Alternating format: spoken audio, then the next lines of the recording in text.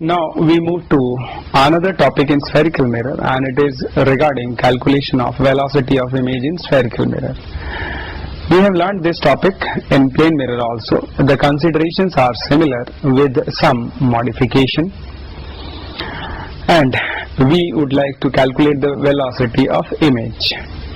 Now in plane mirror the situation was slightly simple, but here situation is slightly modified.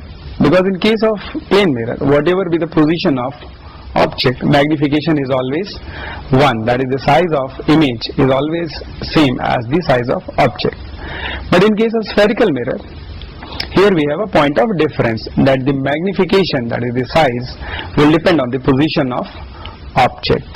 So that makes things slightly complicated.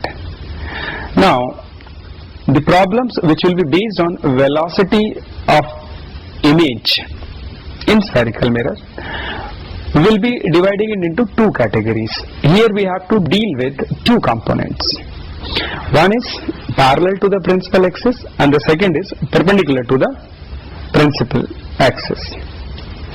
Now listen very carefully. To deal with component of velocity parallel to principal axis, we have to use mirror equation.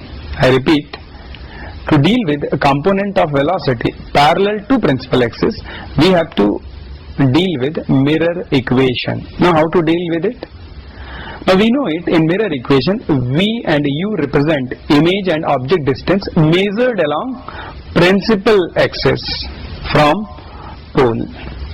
Now if I take mirror equation, that is 1 by V plus 1 by U is equal to 1 by F, and if I differentiate this mirror equation with respect to time, I get minus 1 by V square dV by dt minus 1 by U square du by dt equal to 0. Because focal length is constant. Once mirror is selected, focal length will be constant, and we know that derivative of any constant function is 0. Rearranging this equation, we get dV by dt is equal to minus V square over U square into du by dt. Now let's see what are these du by dt and dV by dt. Now dV by dt is velocity of image with respect to mirror.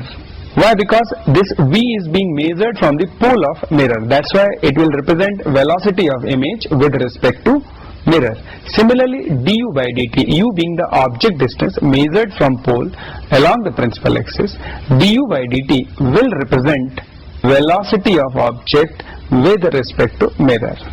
Again, reminding ourselves the definition of transverse magnification as mt is equal to minus V by U. So we get a final result that velocity of image with respect to mirror is equal to minus m square, m stands for magnification over here, into velocity of object with respect to mirror. Now remember it, this relation is valid for a component of velocity parallel to principal axis. Moving to the second case, where we will take up the component of velocity perpendicular to principal axis.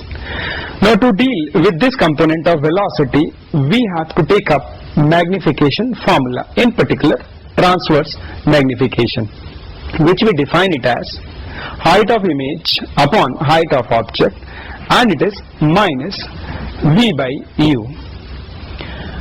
Now when we differentiate, or we can rearrange this equation, and I can write it as height of image is equal to m times height of object. If I differentiate this equation, now here I'll get dhi by dt will be equal to m into dho by dt plus ho into dm by dt. Now let's understand this equation very slowly. Now m is indicating the magnification. In particular, here we are referring transverse magnification. So dm by dt will be rate of change of magnification, and ho indicates the height of object from principal axis. Similarly, hi is the height of image from principal axis. So dhi by dt represents component of velocity of image perpendicular to principal axis with respect to mirror. Keep it in mind.